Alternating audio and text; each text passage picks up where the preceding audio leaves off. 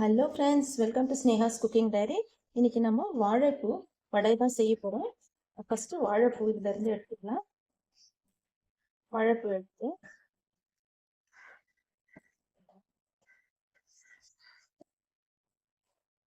Clean பண்ணிக்கலாம். வாழைப்பூ எப்படி க்ளீன் பண்ணுறதுன்னா, இது சென்டரில் இருக்கிறது இது ஒரு நூல் மாதிரி இருக்கும். இந்த நரம்புன்னு சொல்லுவாங்க. இந்த நரம்பு மாதிரி இருக்கிறத இதை எடுத்து நம்ம ரிமூவ் பண்ணி போட்டுக்கணும். அந்த மாதிரி எல்லாத்துலேயும் இருக்கும், எல்லா பூலையும் இந்த பாருங்க க்ளீன் பண்ணிக்கலாம். அப்படி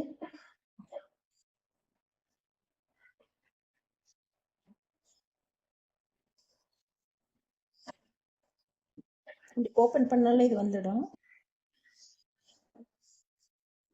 அப்படி ஒன்றா எடுக்க கஷ்டமாக தான் இருக்கும். அதனால நம்ம என்ன பண்ணோம், இந்த ஃபுல்லாக எல்லா பூவும் இப்படி எடுத்துக்கினேன் பாருங்க. இந்த மாதிரி ஃபுல்லாக கூட நம்ம எடுத்து வச்சுன்னு ஒன்றா சிங்கிளாக க்ளீன் பண்ண கஷ்டமாக இருக்குன்னா இந்த பூ எடுத்து நம்ம இப்படி பண்ணோம்னா இது ஓப்பன் ஆகிடும். இது ஓப்பன் ஆகிடும் பாருங்கள், இப்படி ஓப்பன் ஆகிடுச்சு. அப்போது ஓப்பன் ஆகிட்டு இந்த சென்டரில் இருக்கிறது இந்த மாதிரி வந்துடும்.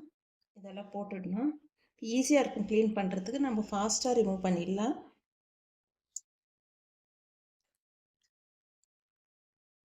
பாருங்க, இதெல்லாம் அப்படியே கிளியராக தெரிஞ்சு பாருங்க. இப்படி நம்ம இப்படி பண்ணும் போது எல்லாம் ஓப்பன் ஆகி வந்துடும். ஃபாஸ்ட்டாக ரிமூவ் பண்ணி போட்டுடலாம். அவ்வளோதான். இப்படி வச்சுட்டு நம்ம கட் பண்ணிவிட்டு இவ்வளோ தூரம் தான் கட் பண்ணோம். ஃபுல்லாக எண்டு வரைக்கும் கட் பண்ணக்கூடாது. இவ்வளோ தூரம் தான் கட் பண்ணணும். இந்த போர்ஷன் நம்ம போடக்கூடாது. இதை தூக்கி போட்டுடணும். இது நம்ம பட்டர் மில்கில் போட்டு ஊற வச்சுக்கணும்.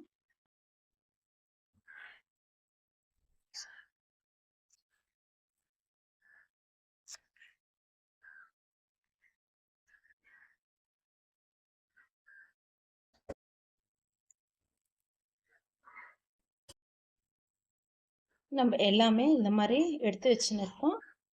இப்போ இதை க்ளீன் பண்ணிவிட்டு பண்ணி நம்ம பட்டர் மில்கில் போடும்போது அது கலர் சேஞ்ச் ஆகாது, நல்லாயிருக்கும். இப்போ லாஸ்ட்டில் நம்மளுக்கு இந்த மாதிரி வரும். இப்போ எல்லாம் ரிமூவ் பண்ணிட்டு பிறகு இந்த மாதிரி இருக்கும், குட்டி குட்டியாக இருக்கும். ஸோ இந்த போர்ஷனை நம்ம வந்து அப்படியே கட் பண்ணிட்டு தான் நம்ம போடணும்.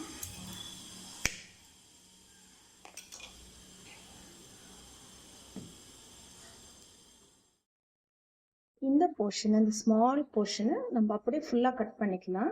இது மாதிரி ஓப்பன் பண்ணுறது வேண்டாம். இது அப்படியே தான் போட முடியும். நம்ம அப்படியே கட் பண்ணி போட்டுக்கலாம்.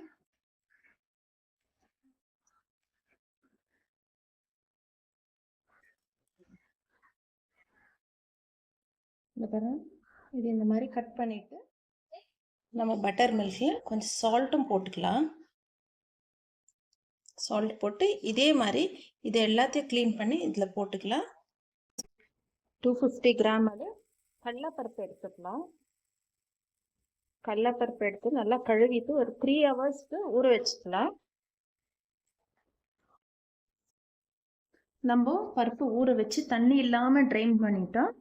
வடைக்கு அரைச்சின்னு வந்துடலாம். தண்ணி இருக்கக்கூடாது பருப்பில். நம்ம ஊற வச்சு பருப்பு க்ளீனாக அரைச்சின்னு வந்துடலாம். 2 காஞ்ச மிளகாய் போட்டுக்கலாம். இந்த பருப்போடு சேர்த்து சோம்பு ஒரு ஸ்பூன் அளவு போட்டுக்கலாம். ஒரு நல்ல ஸ்மெல் இருக்கும், இதுக்கு ஃப்ளேவர் கொடுக்கும். இது நம்ம வடைக்கு அரைக்கிற மாதிரி நல்லா கோர்ஸ் கிரைண்ட் பண்ணி எடுத்துகிட்டு வந்துடலாம். நம்ம வடைக்கு கிரைண்ட் பண்ணிட்டோம். இந்த மாதிரி இருக்கணும் வடைக்கு கிரைண்ட் பண்ணுறது. தண்ணியெல்லாம் க்ளீனாக ட்ரெயின் பண்ணிவிட்டு நம்ம தண்ணியை ஊற்றக்கூடாது, தண்ணி ஊற்றாமல் தான் அரைக்கணும்.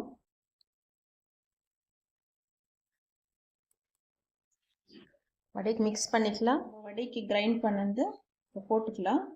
பாருங்க, தண்ணியே இல்லாமல் இப்படி தான் பருப்பு கெட்டியாக இருக்கணும் மாவு.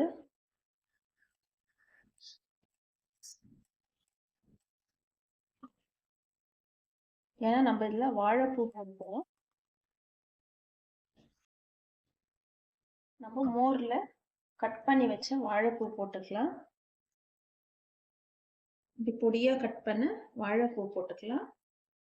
அதுவும் நல்லா தண்ணி பிழிஞ்சிட்டு தண்ணி இல்லாமல் தான் போடணும். ஓகே, வாழைப்பூ போட்டோம், பருப்பு போட்டோம். இப்போ இன்க்ரீடியன்ஸ் எல்லாம் போட்டுக்கலாம். இஞ்சி போட்டுக்கலாம், ஃபைனாக சாப் பண்ண இஞ்சி, கறி லீவ்ஸ், சில்லி, ஃபைனாக சாப் பண்ண ஆனியன்ஸ் போட்டுக்கலாம். நான் 2 ஆனியன் எடுத்துருக்கேன், மீடியம் சைஸு. இப்போ இதெல்லாம் உப்பு போட்டு நம்ம மிக்ஸ் பண்ணிக்கலாம். தேவையான அளவு உப்பு போட்டுக்கலாம். உப்பு போட்டு வடைக்கு நம்ம மிக்ஸ் பண்ண இன்க்ரீடியன்ஸ் எல்லாம் நல்லா மிக்ஸ் பண்ணி எடுத்துக்கலாம். இது நல்லா மிக்ஸ் பண்ணணும். பூவு, மாவு, நம்ம பருப்பு அரைச்சது இது எல்லாமே நல்லா மிக்ஸ் ஆகி வரணும். தண்ணி ஊற்றக்கூடாது. இது பெசிய இந்த பூவில் இருக்கிறது, வெங்காயத்தில் இருக்கிற தண்ணி இதுவே சரியாக போயிடும், வடை பதத்துக்கு வந்துடும். வடை செய்யறதுக்கு ஆயில் ஊற்றிருக்கேன் கடாயில். ஆயில் ஹீட் ஆயிடுச்சு. நம்ம வடை போட்டுக்கலாம். இப்படி உள்ளங்கையில் வச்சு நம்ம இப்படி தட்டிட்டு போடும்போது நம்மளுக்கு நல்லா மெலீஸாக வரும் வடை. ஆயில் நல்லா ஹீட் ஆகிருக்கணும். உஷாராக போடணும். அதே மாதிரி தட்டிக்கலாம். இன்னொன்று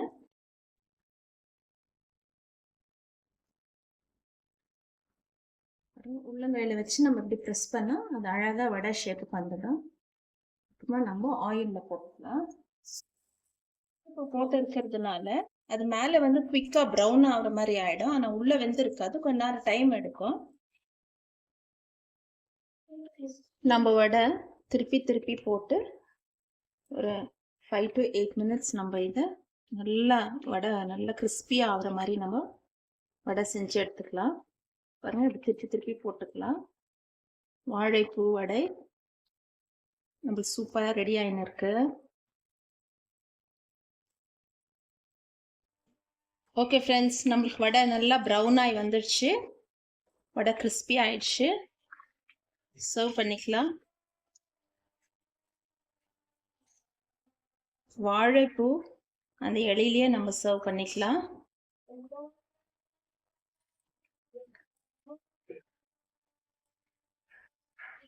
இதே மாதிரி நம்ம மற்ற இருக்கிற எல்லா வடையும் செஞ்சு எடுத்துக்கலாம். நம்ம செகண்ட் ரவுண்டு வாழைப்பூ வடை போட்டுட்டோம். இதுவும் சூப்பராக ரெடி ஆகின்னு இருக்கு. இந்த வாழைப்பூவில் நிறைய பெனிஃபிட்ஸ் இருக்குது. அதில் முக்கியமான பெனிஃபிட் வந்து நிறைய ஃபைபர் இருக்குது, ஆன்டி ஆக்சிடென்ட்ஸ் இருக்குது, மினரல்ஸ் இருக்குது, லோ பிளட் ப்ரெஷர் இது கரெக்டாக பேலன்ஸ் பண்ணும். போனுக்கும் ரொம்ப நல்லது, இது ஹெல்த் பெனிஃபிட்டுக்கு ரொம்ப நல்லது. அவங்க சூப்பராக நம்மளுக்கு செகண்ட் ரவுண்ட் வடை ரெடி ஆயிடுச்சு.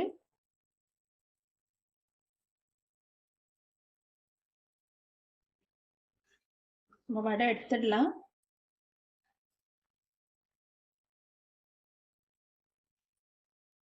ஃபர்ஸ்ட் பேட்ச் போடும்போது நான் கொஞ்சம் பெருசாக போட்டேன், செகண்ட் பேட்ச் மீடியமாக போட்டேன்.